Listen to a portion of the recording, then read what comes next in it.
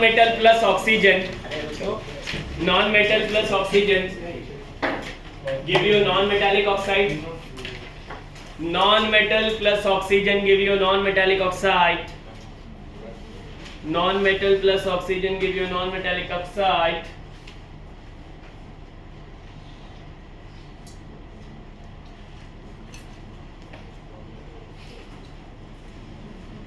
Acidic in nature. Which are acidic in nature?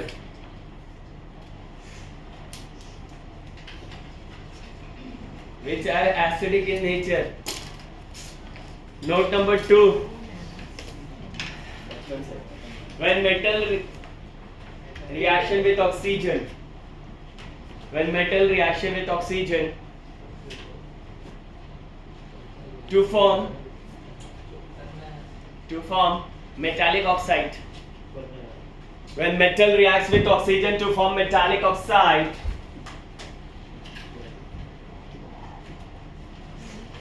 which are basic in nature, which are basic in nature. अब तुम देख लो यहाँ पे पहला वाला नॉन मेटल है विथ ऑक्सीजन, तो नॉन मेटालिक ऑक्साइड, अरे हाँ है ना, और नॉन मेटालिक ऑक्साइड देखो क्या दिया है, एसिडिक इन नेचर, इसीलिए पहला एसिडिक दिया है। अरे आई क्या, बोरॉन नॉन मेटल होता है ना, non metal oxygen give you non metallic oxide which is acidic. हाँ, तुमको सिर्फ ये ना 6 तुमको याद रखना है, इधर कोई रूल फॉलो नहीं होता है। Al2O3, GH2O3, SnO2, TbO2, ASO46 और SbO, ये सारे एम्फेटेरिक होते हैं, बाकी सब में वही दोनों रूल फॉलो होता है। मेटल है तो बेसिक, नॉन मेटल है तो एसिडिक, दैट्स इट, खत्म, समझा? चलो, can you tell me what is mean by catenation? The element having tendency to form the longest continuous chain is termed as what? Catenation, है ना? तो इधर है शायद, किधर गया रे? ये देखो catenation। और ऑर्डर की बात करें, ऑर्डर बात करें कैटेनेशन की, तो सबसे ज्यादा कार्बन की होती है, फिर सिलिकॉन, जर्मेनियम और टिन की क्या होती है? सेम। इससे पहले यहाँ पे और एक चीज देख लो जरा तुम्हारे लिए, देखो क्या दिया है, most of the element of group 13, 14 and 15 are unaffected by water. Aluminum reacts with water on heating and form hydride, while tin react with steam to form oxide. So aluminum react with water, it give you aluminum hydroxide, and tin react with water, it give you tin oxide. तो ज़्यादातर element तो unaffected है, मतलब react ही नहीं करना चाहते, लेकिन Al और Sn करते हैं और इस तरीके का कंपाउंड बनाते हैं वाटर के प्रेजेंस में। नेक्स्ट आता है reaction with halogen. All the element of group 13 react directly with halogen to form trihalides. Helium is an exception which forms monohalide. बाकी सारे के सारे बड़ा, आलू, गाजर, इन, ये चारों के चारों अपने को ट्राइहालाइड देंगे, जैसे AlCl3, BCl3, लेकिन हेलियम Cl3 मिलना चाहिए, पर अब मिलता क्या है? हेलियम Cl, वो कैसे? एक्सेप्शनली, तो उसका कोई रीजन नहीं है। तो 2e + 3x2 give you 2ex3, इस तरीके से अपने को मिलता है। हाँ, ये देखो, ये क्वेश्चन दिया है, इस क्वेश्चन को ध्यान से पढ़ो। बोल रहा है GeCl4 is more stable than GeCl2, while PbCl2 is more stable than PbCl4. Explain why. So Ge and Pb are the 4th and 5th period element down the group in 14. The group oxidation state of 14 is 4, and the stability of other oxidation state lower by 2 units. Increase down the group due to inert pair effect. The stability of oxidation state 2 is more in Pb than. अबे लेकिन अभी तक तो आया नहीं है मेरे हिसाब से, क्या बात कर रहे हो?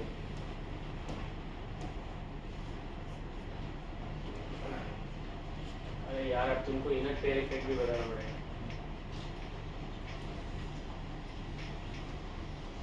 हाँ, दिया, ये देखो इनर्ट पेयर इफेक्ट का डेफिनेशन क्या है?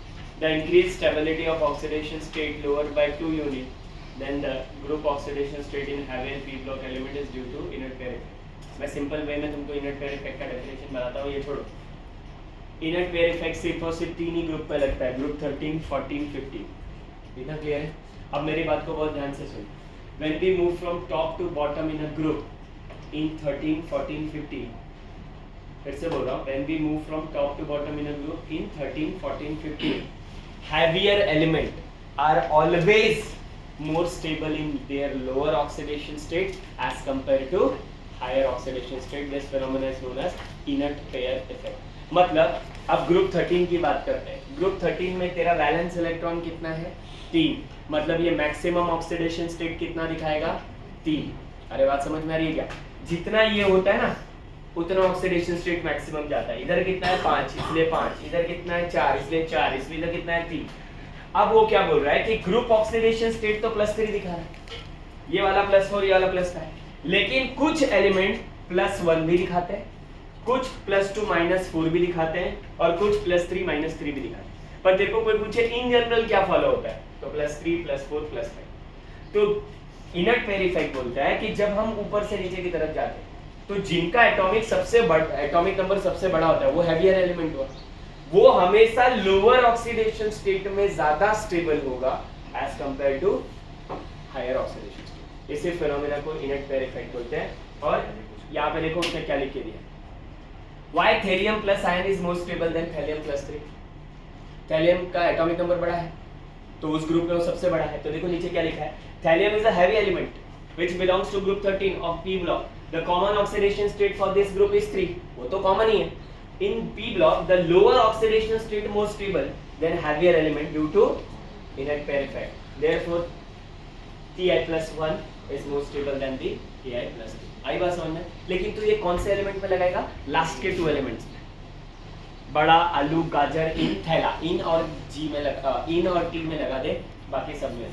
तो देख जरा इधर, वही डेफिनेशन तो उसने लिखा था, पढ़ लो जरा, देखो जरा, पढ़ के देखो। क्यों GeCl4 मोर स्टेबल है GeCl2 से, और क्यों PbCl2 मोर स्टेबल है PbCl4 से? Same inert pair effect. क्या बोल रहा है? G and Pb are the 4th and 5th period element, बराबर है, down the group 14। The group oxidation state दोनों का क्या होगा? 4 ही होगा। The stability of other oxidation state lower by 2 unit. अब हैवियर एलिमेंट पहले चेक करो ना, पहले कौन आएगा, Ge की Pb?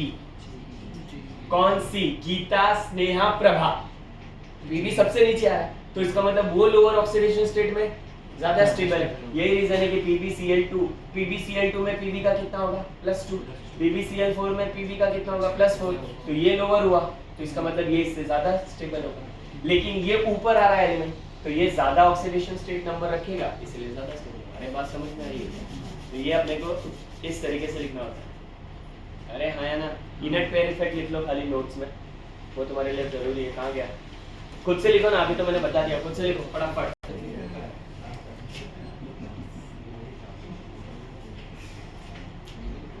GeCl4 is more stable than GeCl2.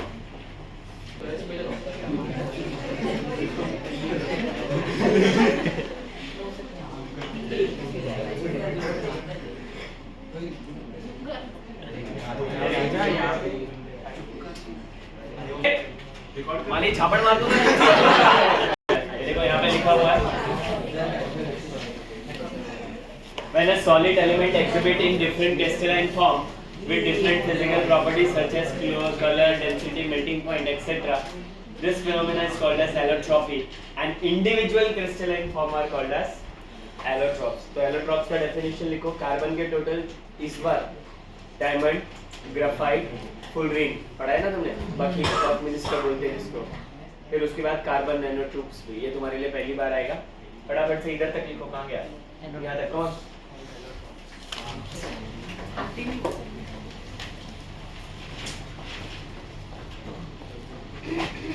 There are 4 types of allotropes. Number 1 diamond, number 2 graphite,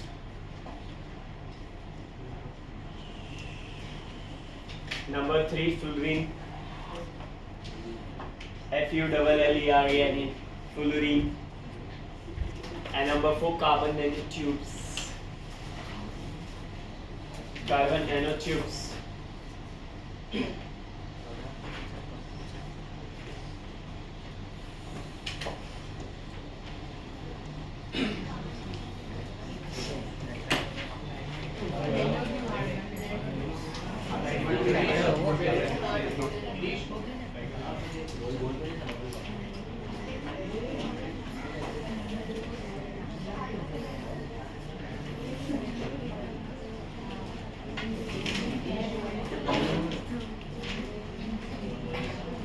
diamond में देखो पहला क्या लिखा है, diamond is in diamond each carbon atom is linked to 4 other carbon atom by sp3 hybridization in tetrahedral manner। देखो tetrahedral का diagram दिया हुआ है, अब देखो दिखा है the carbon carbon bond distance is 154 picometer, the tetrahedra are linked together forming a three dimensional network structure involving strong carbon carbon single bond, thus diamond is the hardest natural substance with abnormally high melting point 3930 degree Celsius। Diamond is a bad conductor of electricity. Uses क्या है? It is used for cutting glass and drilling tools। तो drilling machine देखा है उसके आगे देखो पतला सा लगा रहता है। For making dyes, for drawing thin wire and from metal, for making jewelries। तो ये कुछ इसके uses है। सबसे important uses इसका cutting glass and in drilling tools है, और ज्वेलरी बनाने में भी काम आता है। तो आपने को इधर पे लिखना क्या है, मैं तुमको बताता हूँ, पूरा लिखने की जरूरत नहीं है। Diamond in each carbon atom is linked to 4 other carbon atom in tetrahedral manner, right. उसके बाद इधर पे देखो क्या लिखा है, बॉन्ड लेंथ कार्बन कार्बन का कितना है, the carbon carbon bond strength is 154 picometer, है ना। अब डायमंड हार्डेस्ट नेचुरल सब्सटेंस होता है जिसकी मेल्टिंग पॉइंट 3930 डिग्री सेल्सियस होती है, बैड कंडक्टर होता है और 3 यूनिट्स बस। तो बीच का जो लिखा है 3 डायमेंशन नेटवर्क स्ट्रक्चर वो सब ऑलरेडी हम लोगों को पता है, तो इतना ही लिखो खाली, ज़्यादा नहीं। डायमंड ये चैप्टर आ सकता है, तुमको ध्यान रखना, इसमें थ्योरी है पर थ्योरी सारे इंपॉर्टेंट है। 2 carbon bonded to 3 neighbour forming 3 sigma bonds. अब जरा इसको ध्यान से देखिए, देखिए यहाँ पे एक हेक्सागोन ये है, दूसरा ये है, फिर यहाँ पे तीसरा चौथा, ऐसे पूरे के पूरे एक दूसरे के ऊपर sp2 हाइब्रिडाइजेशन से अटैच होना।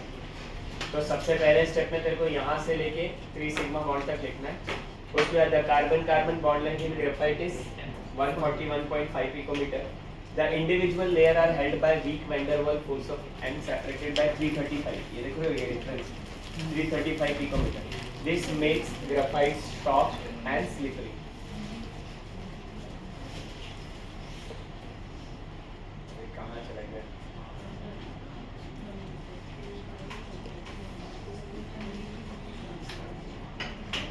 ग्राफाइट में इतना ही है, उनको लगता है कि वो fullerene are allotropes of carbon in which carbon molecule are form by linking a definite number of carbon atom, for example carbon 16। Fullerene are produced, यहाँ पे ध्यान दो, fullerenes are produced when electric arc is struck between the graphite electrode in an inert atmosphere। तो सबसे पहले तो यहाँ पे देखो ये वाला पूरा यहाँ तक तुमको लिखना, उसके बाद जरा ध्यान से देखो यहाँ पे 2 distinct distance between the neighboring carbon 143.5 picometer and 138.3 picometer। Fullerene are covalent molecule and soluble in organic solvent। देखो कोवेलेंट मॉलिक्यूल होने के बावजूद वो बहुत ज़्यादा सोल्यूबल है, लेकिन किस मीडियम में, एक्वस में नहीं, किसी भी organic solvent. Fullerene carbon 60 react with group 1 metal forming solid such as K3C60।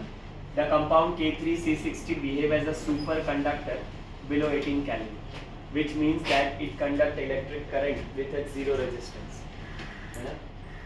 इतना लिखो तुम। उसके बाद सबसे इंपॉर्टेंट इस चैप्टर पे, तो जिसको बोलते हैं हम लोग कार्बन नैनो ट्यूब्स।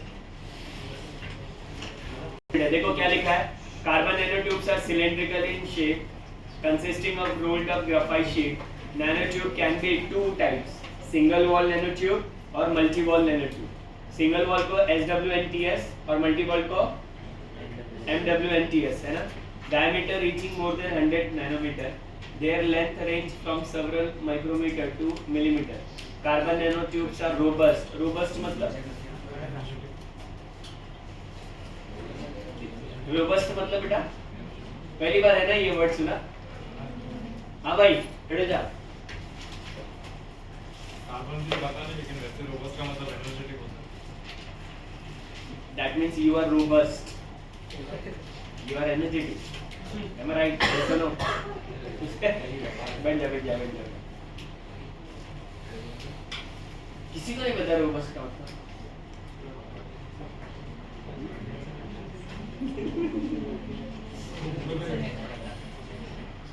आ गया तुम्हारा फैसला।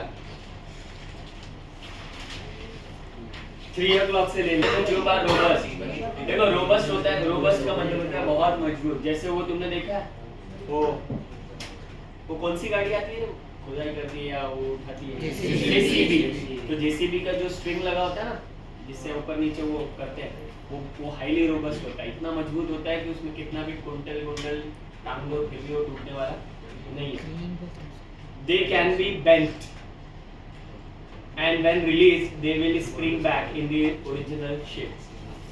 उसके बाद ये carbon nanotube have a high electrical and heat conductivity and highest strength to weight ratio for any known material.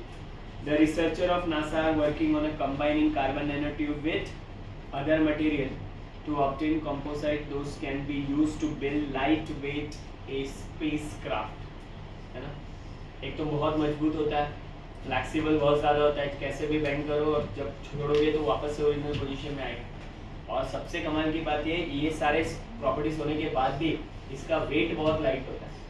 तो इसीलिए ऐसा रिसर्च चल रहा है कि क्यों ना जो इतना भारी भरकम हम लोग बनाते हैं उड़ाने के लिए, क्यों ना इसका इस्तेमाल करके उसका वेट कम किया जाए। क्योंकि तुमको पता होगा जब कोई चीज़ अर्थ से ऊपर जाएगी तो उसका फ्यूल कंजप्शन डिपेंड करता है वेट पे।